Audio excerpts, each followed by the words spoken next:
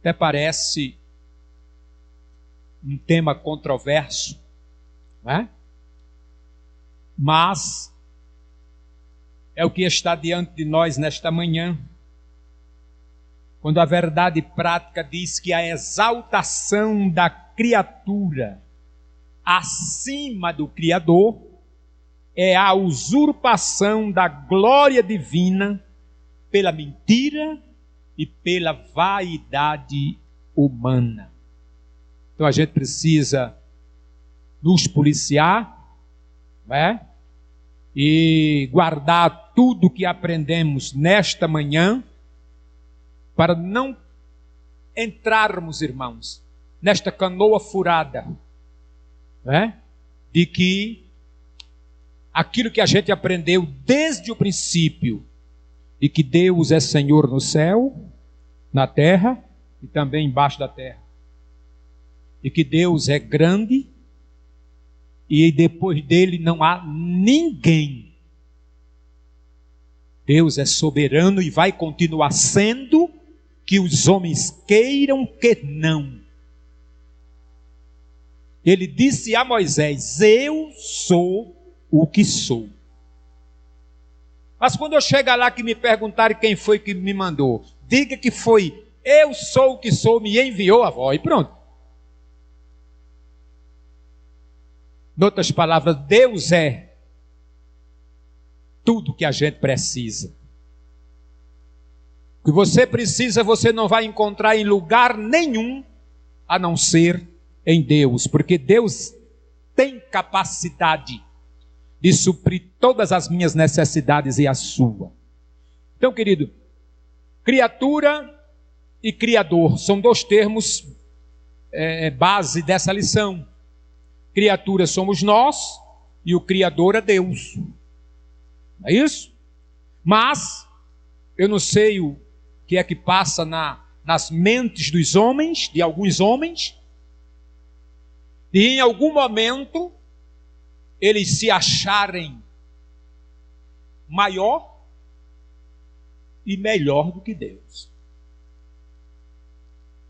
E é o que o texto diz, que a exaltação da criatura acima do Criador é a usurpação. Estão querendo tomar a glória de Deus, e está escrito, Isaías escreveu: a minha glória eu não dou a ninguém. Pode até tentarem usurpar, mas Deus não vai dar a sua glória a ninguém. E quem tentar tomar, vai se ver com ele. Hoje, ou amanhã, ou depois de amanhã, neguinho, há de prestar conta desta usurpação da glória de Deus, porque Deus não deixa barato.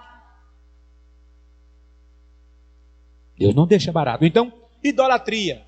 O que é idolatria? Todo mundo sabe que é adoração a ídolos, não é? Mas tem um pastor aqui por nome de Timothy Keller. Ele disse que ídolo é qualquer coisa mais importante do que Deus para você. Eu estive conversando com os irmãos ali. Porque tem gente que pensa que idolatria, irmão, é só idolatrar imagens de escultura. E não é. A idolatria, ela também se estende, além de pessoas, ela se estende também a objetos. Não é? Eu disse até aos irmãos ali, que tem um homem, por exemplo, que ele idolatra o carro. Né? Porque meu carro, porque meu carro, porque meu carro. Cuida mais do carro do que da mulher. Não é? Toda hora está lambendo o carro lá, limpando, e a mulher, se ele me entendesse que eu sou tão mais preciosa do que esse carro. Não é, irmão? É limpando, é aspirando, é batendo tapete, é passando um pano. Não é? Também tem mulher que idolatra as coisas, viu? Eu disse aos irmãos ali que aconteceu uma mulher que ela idolatrava a geladeira dela. Não, porque hoje não é dia de ir para a igreja, não, porque eu vou descongelar, eu vou ajeitar, eu vou limpar, eu vou... Ô Maivada, por que tu não deixasse para limpar a tua geladeira no dia que não tivesse culto? Não é? É idolatria, irmãos. É colocar o seu móvel no lugar das coisas de Deus. Né? Pessoas, tem gente que, misericórdia, quando vê uma pessoa, pega, bota para chorar. Oxe. Vem para a oração, vem para o ciclo de oração, vem para as consagração, nem se apanhar chora, nem apanhando chora. Mas por causa de alguém que é importante, vai se converter, viu? Isso é idolatria. Pessoas precisam ser valorizadas. Pessoas precisam ser elogiadas. Mas eu não posso, eu disse aos irmãos ali, eu não posso exagerar a ponto de fazer com que essas pessoas se sintam até melhores do que Deus. Citei o exemplo do irmão ali que eu podia elogiar ele, mas eu tinha que elogiar dentro de um equilíbrio para que o irmão, aquele elogio não subisse para a cabeça e ele ficasse se achando. Porque o presbítero disse que eu era, que o presbítero disse que eu era assim, que eu sou assim, etc, etc, etc. Não. Idolatria. Idolatria. Deus, é muito clássico isso, é muito lindo, eu vou dizer tantas quantas vezes for necessária. Eu não sei quem é o autor, mas eu já ouvi isso várias vezes. Deus é Deus sem você. Deus é Deus sem mim. Mas você, eu, quem somos sem Deus? Nada. Tá certo? Então idolatria é isso. É qualquer coisa que se coloca no lugar de Deus. E a autolatria ela vem de duas palavras, de dois vocábulos gregos, autos, que significa a si mesmo, e latria, que quer dizer adoração. Logo, autolatria significa adoração a si próprio, ou a si mesmo. Mas como é que a pessoa se adora, hein? Não é? Terrível, né, irmão? Primeiro eu, segundo eu, né? Terceiro eu, né? Depois eu de novo. Poxa, tu não tem nadinha para ninguém não, é? E Deus? Onde é que fica Deus? Primeiro Deus, depois é Deus de novo, depois é Deus de novo. Se sobrar alguma coisinha eu vou, né?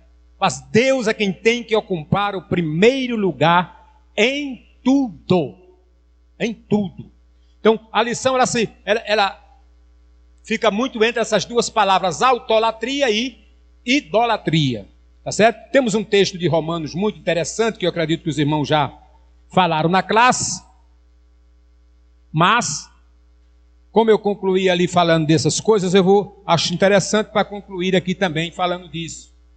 Que atitude a gente precisa tomar diante desta sociedade idólatra e perversa?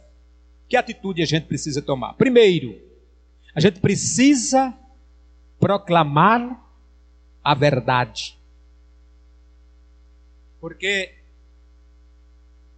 olha, irmãos, uma das principais atribuições da igreja é a de influenciar a sociedade aonde ela está inserida. E como é que a gente vai fazer isso sem a gente falar da palavra de Deus? Priorizar os princípios bíblicos. Tá certo? E quando a gente fala o que está contido na Bíblia, a gente está combatendo o pecado, mesmo que para alguns o pecado já esteja sendo visto como uma questão cultural. Cultura é cultura, pecado é pecado e continua sendo. E a gente precisa saber diferenciar essas duas coisas. Tá certo? Então, proclamar a palavra de Deus. Como é que a gente faz isso? Ensinando sobre a fidelidade conjugal. Por quê? Porque a sociedade já está dizendo, já está pregando, já está ensinando, e não é nada demais uma traição entre casais. Está repreendido, porque a Bíblia chama isso de adultério, e a Bíblia diz que o adúltero não terá direito ao reino de Deus. Agora, eu e você precisa ter coragem para dizer a alguém, quando chegar para a gente com essa conversa mole, e dizer: rapaz, prostituição é pecado, adultério é pecado, e eu não compactuo com estas coisas. Por isso que eu preciso proclamar a verdade para combater essas heresias. Certo? Além de ensinar sobre fidelidade conjugal, eu preciso combater a mentira e o engano, que é o que mais se vê. É o povo mentindo, tentando enganar. Mas você detém a verdade. Você aceitou o Cristo, que é o caminho, a verdade e a vida. Você sabe para onde você está indo. Porque o próprio Cristo, quando ele disse: ninguém vem senão por mim. E a gente já aceitou Jesus, e a gente sabe para onde a gente está indo. Então a gente precisa proclamar isto para a sociedade. Outra coisa que a gente precisa fazer como luz do mundo e sal da terra, ou sal da terra e luz do mundo, como você preferir, é priorizar, obedecer, seguir os princípios da palavra de Deus. Não podemos abrir mão da Bíblia. Já estão dizendo por aí que a Bíblia está ultrapassada. Eu vi agora de manhã um vídeo de alguém dizendo que já estão construindo uma nova Bíblia. Por enquanto a gente ainda está com liberdade. Vocês, toda semana aqui na quarta-feira, quando se faz a leitura, a gente faz uma oração específica, agradecendo a Deus pela liberdade que a gente tem de usar a palavra, não é isso? Toda quarta-feira a gente faz isso. Mas não se assustem, porque estão nos bastidores trabalhando para tirar a Bíblia. Já tiraram a Bíblia das escolas. Estão tirando Deus das escolas. E qualquer hora dessa vai aparecer leis por aí para tirar a Bíblia da gente. Tá certo? Mas devemos continuar firme, entendendo que é nossa obrigação obedecer. E precisamos, por isso que é bom a gente estar na escola, por isso que é bom a gente estar na doutrina, aprendendo e guardando a palavra, porque ainda que se tirarem de nós, ela vai ficar guardada no coração. E guardada no coração, ninguém consegue tirar da gente. E para terminar, a gente precisa vigiar, irmãos, para não sermos influenciados pelas práticas idólatras e imorais desta sociedade. Porque tudo que esta sociedade quer é nos embriagar com suas filosofias, com suas ideologias, querendo inculcar na gente que tudo é relativo. Mas a gente aprendeu aqui semana bem recente que pecado é pecado e vai continuar sendo. Amém, meus irmãos? Que Deus nos ajude e que a gente continue valorizando a palavra de Deus e valorizando a escola dominical, valorizando os cultos de ensino, porque aí a gente vai se fortalecendo e caminhando para Canaã. Deus abençoe a igreja.